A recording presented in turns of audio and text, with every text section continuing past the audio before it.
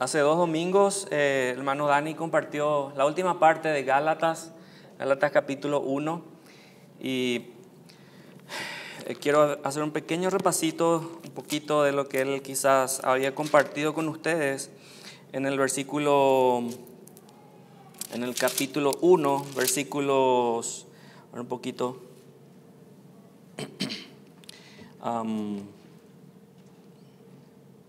wow, no veo bien, me van a disculpar, se me borra mi...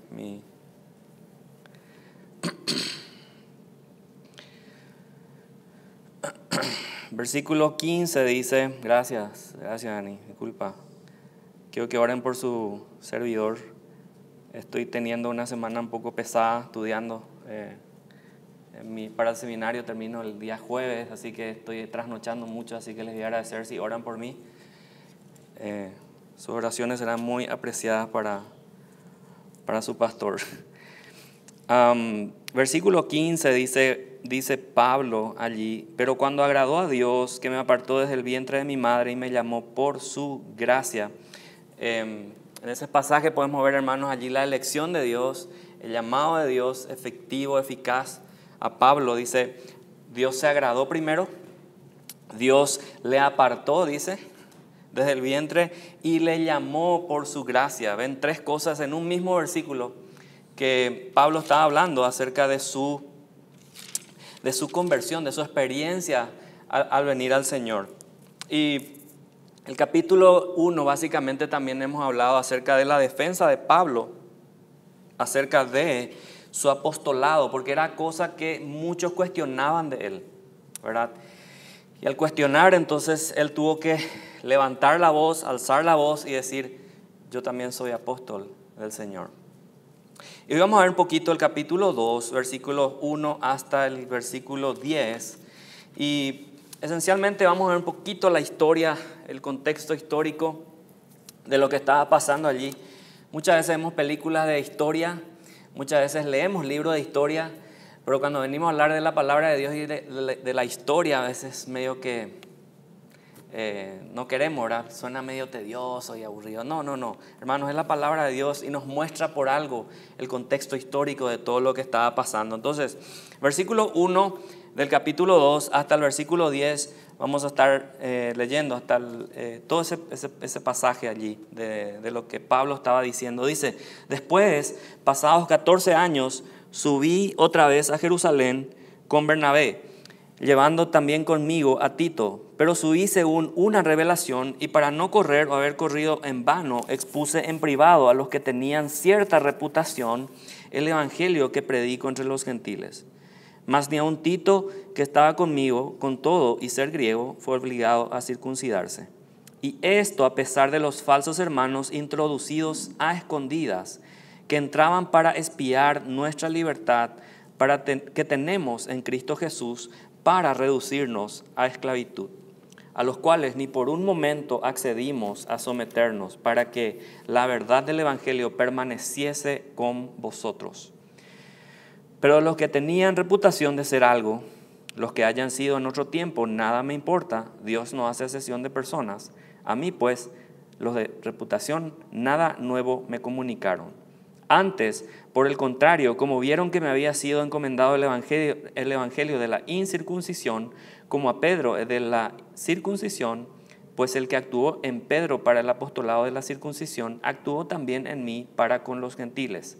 Y reconociendo la gracia que me había sido dada, Jacobo, Cefas y Juan, que eran considerados como columnas, nos dieron a mí y a Bernabé la diestra en señal de compañerismo, para que nosotros fuésemos a los gentiles y ellos a la circuncisión. Solamente nos pidieron que nos acordásemos de los pobres, lo cual también procuré con diligencia hacer.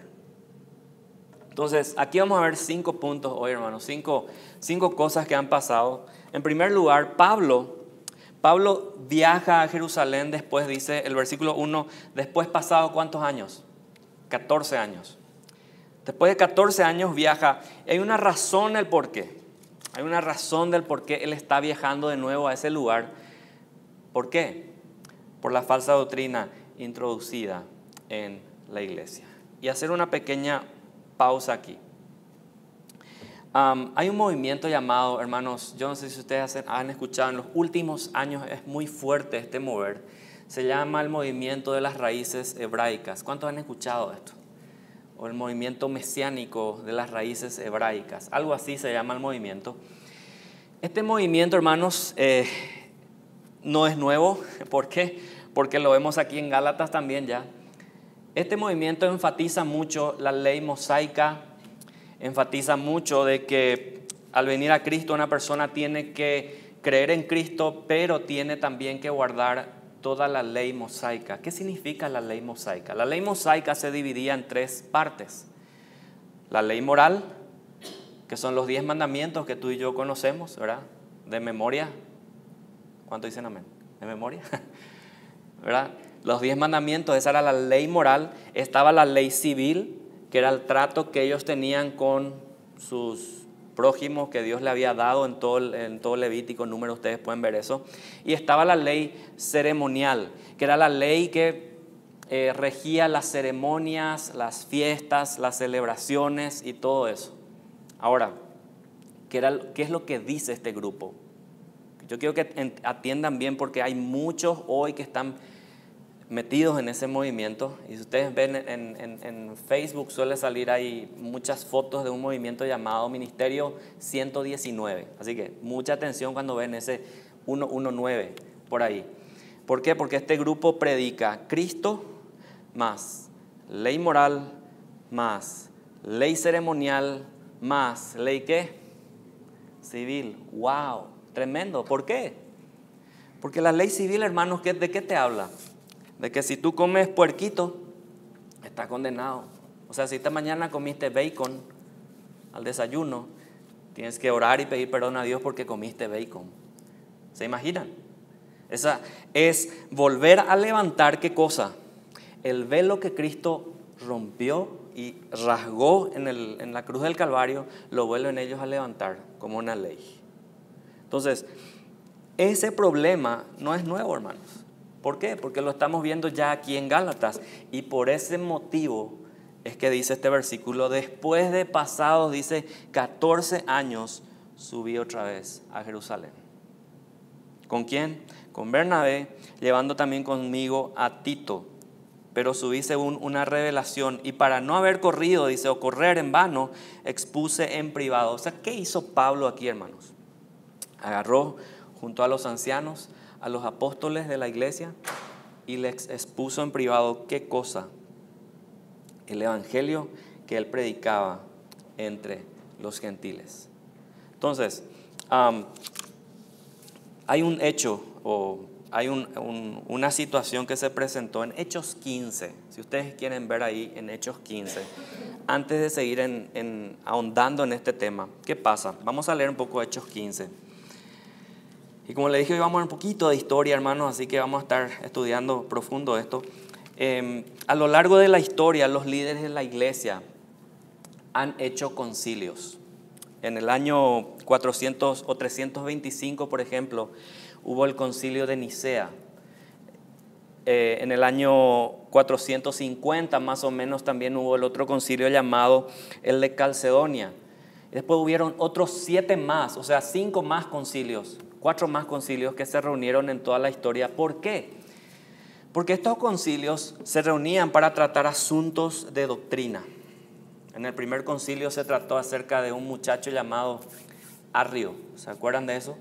Arrio era un varón que enseñaba que Dios es Dios, pero que Cristo es un ser creado y el Espíritu Santo es solo una fuerza que se mueve. O sea, ¿qué hizo este hombre?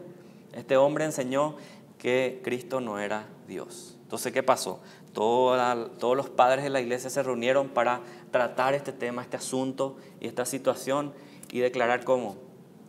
Tratar con este hombre, que se retracte de eso. No se retractó y fue llamado y fue tildado o fue denominado hereje en aquel entonces. Muy en particular, hermanos, y atando un poco a este movimiento de raíces hebreas, este grupo de raíces hebreas tiende mucho a eso, decir que Cristo no es Dios. Grave problema, un grave problema. Todas las escrituras tú puedes ver y podemos ver de que Cristo es ¿quién? Es Dios. Entonces, ¿qué pasó en Hechos 15? Hechos 15 es el primer concilio de la iglesia. Y quiero leer un poquito, quizás vamos a ir leyendo algunas partes, saltando otras, pero para que entiendan un poco qué pasaba en ese lugar, en esa situación, en ese momento. Miren lo que dice aquí Hechos 15, 1.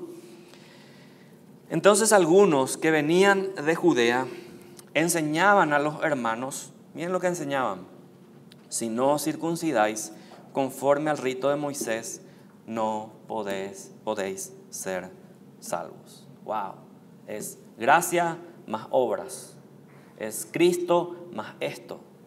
Entonces, ¿qué pasaba? Invalidaban el sacrificio de Cristo. Versículo 2 dice: como Pablo y Bernabé tuviesen una discusión y contienda no pequeña con ellos, se dispuso que subiesen Pablo y Bernabé a Jerusalén, y algunos otros de ellos a los apóstoles y a los ancianos para tratar esta cuestión. O sea, cuando te das cuenta que dice una contienda, cuando hablamos de contienda, ¿qué nos viene a la mente? Discusión, pelea. Pero ¿qué dice acá? Resalta el versículo, una contienda no pequeña. O sea que fue algo grande. Fue algo que impactó la iglesia en ese entonces. ¿Dónde nació la iglesia? En Hechos 2. Estamos en Hechos 15, hermanos, y ya hay problemas. ¿Se dan cuenta la situación que se estaba presentando? Miren lo que dice el versículo 3. Ellos pues, habiendo sido encaminados por la iglesia, pasaron por Fenicia y Samaria, contando la conversión de los gentiles, y causaban gran gozo a todos los hermanos. Y llegados a Jerusalén fueron recibidos por la iglesia y los apóstoles y los ancianos, y refirieron todas las cosas que Dios había hecho con ellos. Pero algunos de la secta de los fariseos que habían creído se levantaron diciendo: es necesario, ¿qué dice? Circuncidarlos y mandarles que guarden la ley de Moisés. Wow. La secta de los fariseos, o sea, estaba la iglesia, más algunos, dice, de la secta de los fariseos que habían creído, que estaban diciendo: si no se circuncidan, ustedes no pueden ser salvos. ¿Se imaginan? Venir a la iglesia y decir: yo me quiero bautizar, amén, hermano, ahí atrás, si es varón por lo menos, ¿verdad? Ahí atrás está la enfermería, puede pasar por ahí la circuncisión y luego se bautiza. ¿Se imaginan? Era así lo que estaba pasando en esa situación, en esa iglesia. Entonces dice ahí el versículo 6: y se reunieron los apóstoles y los ancianos para conocer este asunto. Y después de mucha discusión, Pedro se levantó y les dijo, y aquí está lo principal, acá está el corazón de todo: varones hermanos, vosotros sabéis cómo ya hace algún tiempo que Dios, ¿qué dice? Escogió a que los gentiles oyesen por mi boca la palabra del evangelio y creyesen. O sea, ese evangelio estaba abierto no solo a los judíos, sino estaba abierto también a los gentiles. Gentiles quiere decir en este caso a las naciones que no son judías, es decir, salvadoreños, mexicanos, paraguayos, guatemaltecos, ¿verdad? Somos gentiles y gracias a Dios por eso, hermanos. ¿Se imaginan que esto se haya cerrado solamente a los judíos? Tú y yo no teníamos esperanza.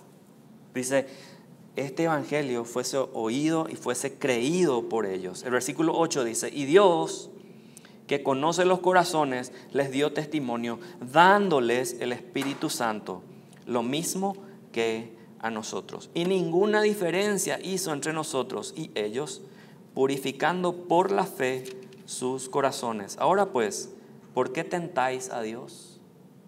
Ahora pues, ¿por qué tentáis a Dios poniendo sobre la cerviz de los discípulos un yugo que ni nuestros padres ni nosotros hemos podido llevar? ¿Qué es lo que hacían, hermanos? Y dijeron ellos, básicamente ponían cosas más de lo que ellos nunca, ni ellos ni sus padres pudieron cumplir. ¿Por qué? Porque todo fue cumplido por Cristo en la cruz del Calvario, para que tú y yo tengamos esa salvación hoy a través de Jesucristo. Era imposible que tú y yo podamos cumplir todas esas leyes, como le dije hace rato, ley moral, ley civil, ley ceremonial, a cabalidad, para que tú y yo hoy vengamos a venir a Cristo por esas obras solamente. Era imposible.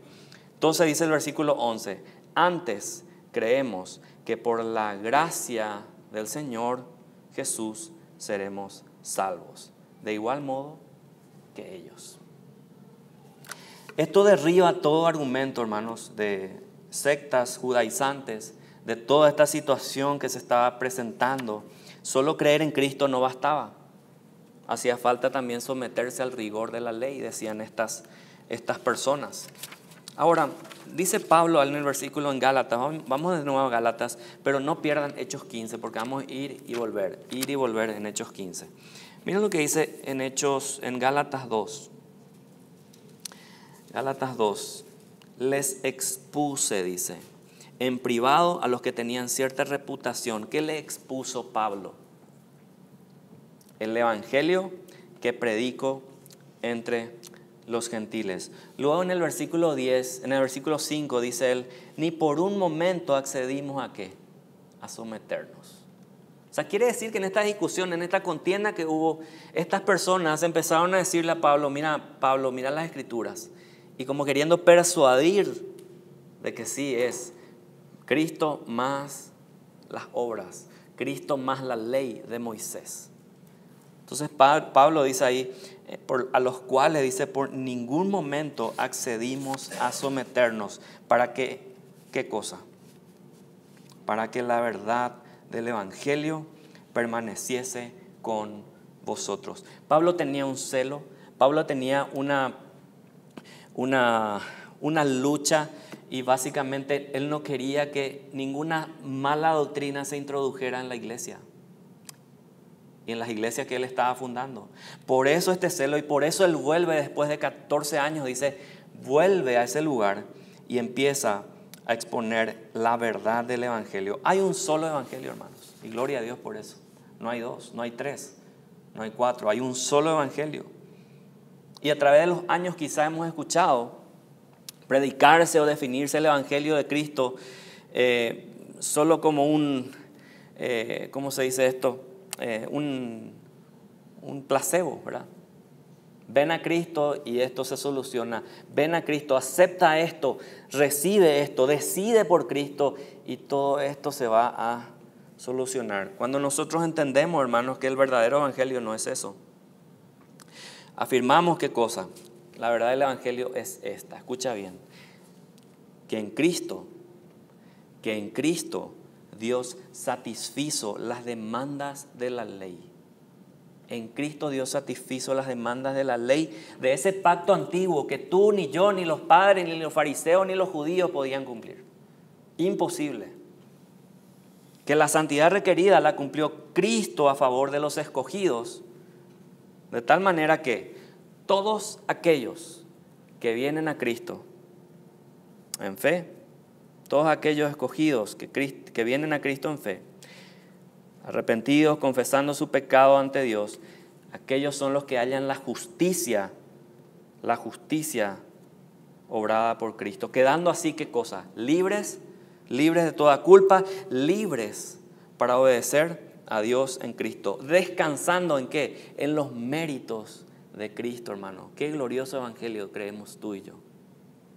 ¿Se imaginan aquel ladrón muriendo en la cruz? Y Cristo le dice, mira, sí, va a estar, pero antes tienes que cumplir esto. ¿Qué pasó? ¿Qué le dijo Cristo, hermano? Estarás conmigo en el paraíso. De cierto te digo hoy que vas a estar conmigo en el paraíso. Esa es la gracia de Dios. Esa es la gracia, descansar en los méritos de Cristo. Cuando cumplió la ley, descansamos en Él, ¿verdad? Y cuando Cristo cumplió la ley de Dios en nuestro lugar, es en ese glorioso momento cuando su sangre ofrecida en la cruz obró y así puso en lugar el pacto o el nuevo pacto en su sangre. Miren lo que dice Mateo 26. Mateo 26, 26 al 29. Luego vamos a Jeremías para recalcar lo que estoy hablando del pacto, del nuevo pacto. Miren aquí, Mateo 26, 26. Dice así: y mientras comían, Jesús tomó el pan y bendijo y lo partió y dio a sus discípulos y dijo: tomad, comed, esto es mi cuerpo. Y tomando la copa y habiendo dado gracias, les dio diciendo. Escuchen bien lo que dice acá Cristo, porque esto está completamente ligado al siguiente pasaje que quiero llevarle en Jeremías 31. Dice: bebed de ella todos, porque esto es mi sangre del nuevo pacto, que por muchos es derramada para remisión de los pecados. Y os digo que desde ahora no beberé más de este fruto de la vid hasta aquel día en que lo beba nuevo con vosotros en el reino de mi Padre. Cristo está hablando aquí de un nuevo pacto. Cristo está hablando aquí de un una nueva relación, un nuevo compromiso, un nuevo contrato que Dios está haciendo con su pueblo. Y esto nos lleva a Jeremías 31. Jeremías 31, 31. Jeremías 31, 31 dice así: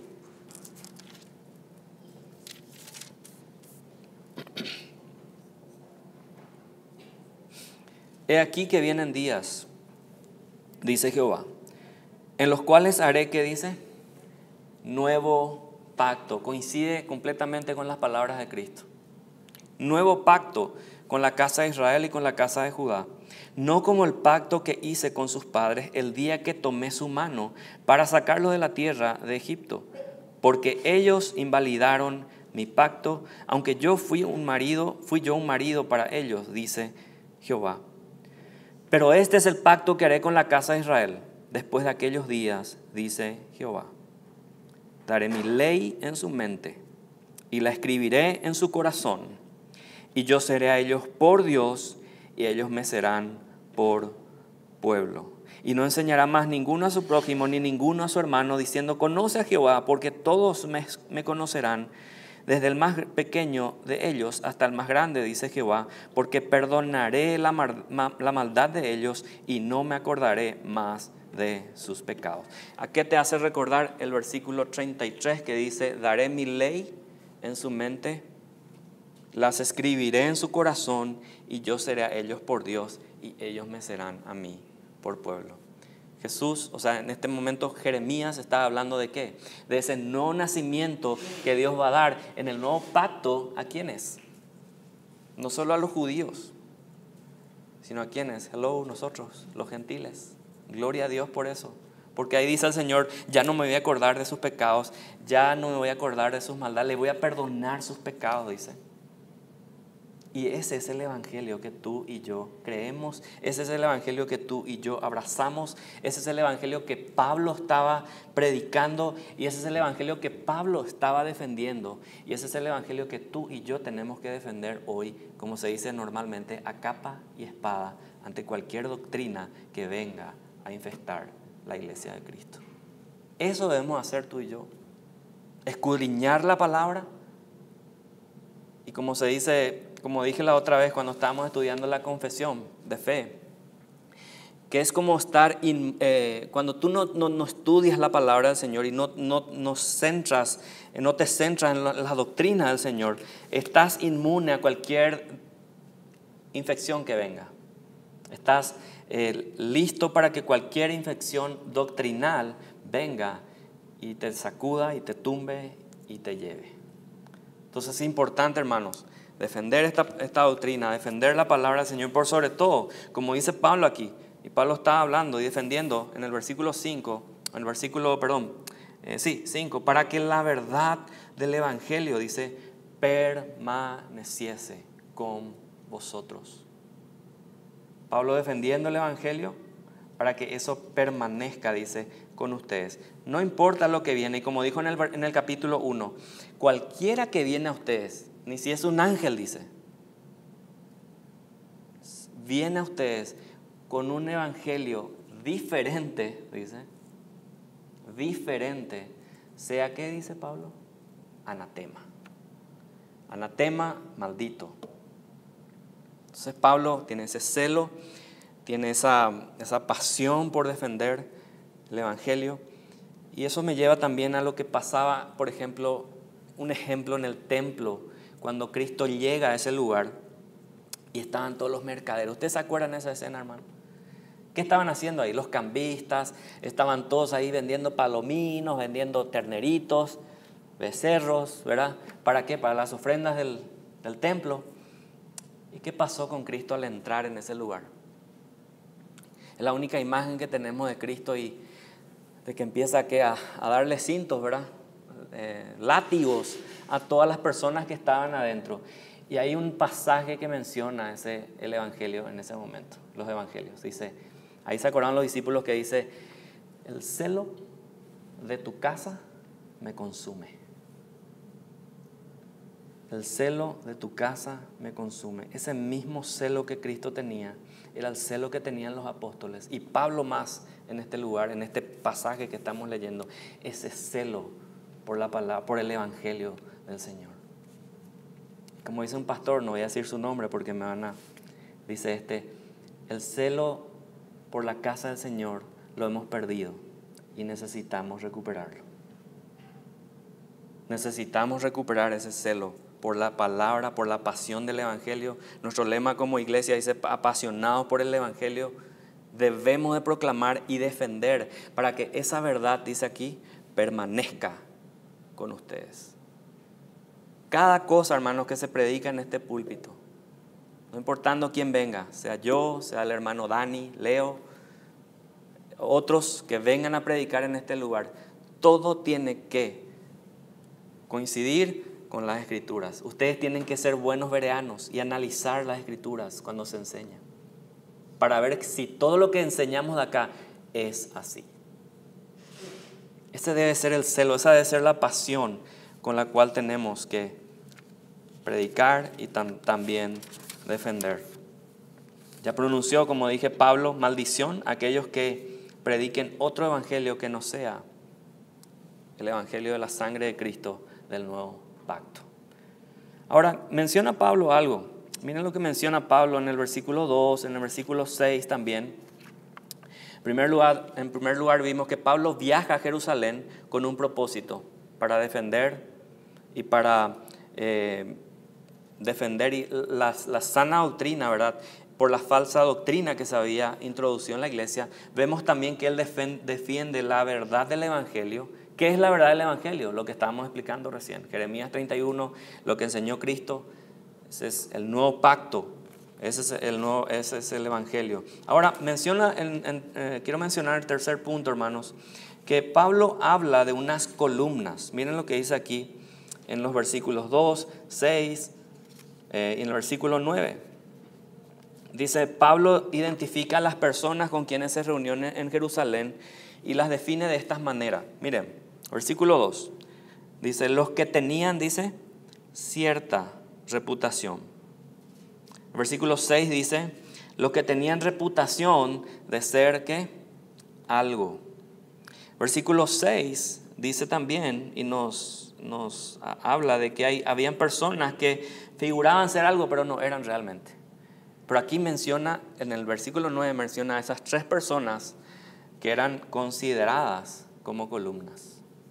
Miren el versículo 9, dice, y reconociendo la gracia que me había sido dada, Jacobo. ¿Quién era Jacobo? Santiago, el medio hermano de Jesús. Cefas. ¿Quién se acuerda quién era Cefas? Pedro. Dice Jacobo, Santiago, Cefas, Pedro y Juan. Dice que eran considerados como columnas. Como columnas. ¿Qué significa que eran considerados como columnas? Ellos eran los ancianos que estaban liderando la iglesia en ese momento. Ellos eran los que estaban predicando. Y vamos a ver el siguiente domingo una situación que se presentó con Pedro, ¿verdad? De hipocresía. Eso no quiero adelantar a lo que va a pasar la semana que viene, pero básicamente Pedro era considerado columna en ese lugar y en esa iglesia. Entonces, ¿qué pasó con ellos? Él se reunió privadamente con ellos, los que dirigían la iglesia, a fin de asegurar ¿qué cosa? De que nada llegasen a influenciar la doctrina que le había sido revelada por Cristo. Y no solo dice que, miren lo que dice el versículo 6, nada nuevo me comunicaron, dice, nos dieron la diestra ¿Qué significa dar la diestra? Pasar la mano. Básicamente es esto, ¿verdad? Pasar la mano. Y era una señal de afirmación, era una señal de confirmación. ¿Qué situación se presentaba, hermanos? Habían varios de ahí de la iglesia que le estaban diciendo a Jacobo, a Cefas y a Juan: mira, Pablo no es, él no es apóstol. Ese es un infiltrado y viene a meter cosas raras. Pero al hacer esta situación, cuando dice la diestra en señal de compañerismo, Pablo era confirmado. Pablo era afirmado por los apóstoles. Los apóstoles que realmente vieron a Cristo, testigos del Señor y de su resurrección. Y le pide algo. Miren el versículo 10. El versículo 10 dice: solamente nos pidieron que nos acordásemos de quiénes, de los pobres, lo cual también procuré con diligencia hacer. Y hay un detalle en el versículo, después vamos a entrar en el versículo 10, pero hay un detalle en el versículo 3, que en el versículo 3 dice acerca de Tito. Si estos líderes estaban siendo influenciados por la secta de los fariseos, como dice Hechos 15, y decían, ¿qué decían los de la secta de los fariseos? Es necesario que estos se circunciden, dice. Y Jacobo, Cefas y Juan estaban allí. Miren lo que dice en el versículo 3. Mas ni aun Tito, que estaba conmigo, con todo, dice, con todo lo que estaba pasando, con toda la situación, las discusiones que teníamos con ellos, las peleas que hubieron, con todo esto, y ser griego, dice, fue obligado a circuncidarse. ¿Por qué? Por lo que estaba pasando en el versículo 9. Porque Pedro, Juan y Jacobo en ese momento dijeron: sí, Pablo, tienes razón, esto está mal, esta situación hay que acabarla, hay que terminarla. Y después en capítulos siguientes, hermano, en la semana siguiente vamos a ver, hablando de la ley mosaica y hablando de la ley que estaban implementando estos judaizantes, vamos a poder ver más a cabalidad qué estaba pasando. Pero en esta situación histórica más o menos que estaba pasando en este pasaje, podemos ver de que ellos afirmaron y reconocieron esa situación. Que es bueno porque los ancianos mismos de la iglesia pudieron tener esa humildad de reconocer sus errores. Miren lo que pasó aquí, versículo en el versículo 10, ya para la parte final, perdón, el versículo 8 y 7 dice: antes, por el contrario, como vieron que me había sido encomendado el evangelio de la incircuncisión, como a Pedro el de la circuncisión, pues el que actuó en Pedro para el apostolado de la circuncisión, actuó también en mí para con los gentiles. ¿Qué pasó ahí? ¿Está afirmando este pasaje que hay dos evangelios? El de la circuncisión y de la incircuncisión. Hay gente que hoy afirma que hay dos planes de salvación. En iglesias bautistas, en iglesias evangélicas, en iglesias consideradas así cristianas, siguiendo que la rama del dispensacionalismo. ¿Qué es la rama del dispensacionalismo? Es una rama que enseña de que Dios tiene un plan o un trato especial para Israel y tiene un trato especial ¿para quién? Para nosotros los gentiles, las otras o las demás naciones de la tierra. Y muchos basan quizás en ciertos pasajes, ¿verdad? Y acá Pablo dice: a mí se me fue encomendado que el evangelio de la incircuncisión, y a Pedro se le fue encomendado ¿qué cosa? El evangelio de la circuncisión. Esto nada más nos habla, hermanos, y nos testifica de que hay un solo evangelio. Pablo fue llamado, si ustedes pueden ver en Hechos 9, él fue llamado a predicar el evangelio a los gentiles. Su llamado fue eso. Su ministerio fue esto. Pedro, ¿qué pasó con Pedro? Pedro fue llamado a los de la circuncisión, o sea, es decir, a la casa de Israel, a los judíos. Lo que está haciendo Pablo aquí es diferenciando los ministerios nomás. No está hablando de que hay dos evangelios. ¿Por qué? Porque en Romanos 1:16 dice, porque no me avergüenzo del evangelio, porque es poder de Dios para salvación a todo aquel que cree, escuchen bien, al judío primeramente y también a quién, al griego, y entramos todos, el mexicano, el salvadoreño, guatemalteco, entramos todos allí. Dice, al judío primeramente y también al griego. No me avergüenzo, dice, del evangelio. Y como recordamos en el principio, dice en el capítulo 1, versículo 8, mas si aún nosotros o un ángel del cielo os anuncia otro evangelio diferente del que os hemos anunciado, sea maldito. La respuesta, hermanos, es que hay solo un evangelio. El que anunciaba Cristo, el que anunciaba Pablo, el que anunciaban los discípulos. Y es ese evangelio el que tenemos que tú y yo hoy predicar. Y termina Pablo con esto. ¿Qué es lo único lo único que lo encomendaron los otros discípulos? Miren, dice, solamente nos pidieron que nos acordásemos de los pobres, lo cual también procuré con diligencia hacer.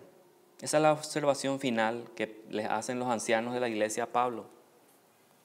¿Qué significaba esto? Recoger ofrendas de los creyentes en otros lugares para poder ¿qué?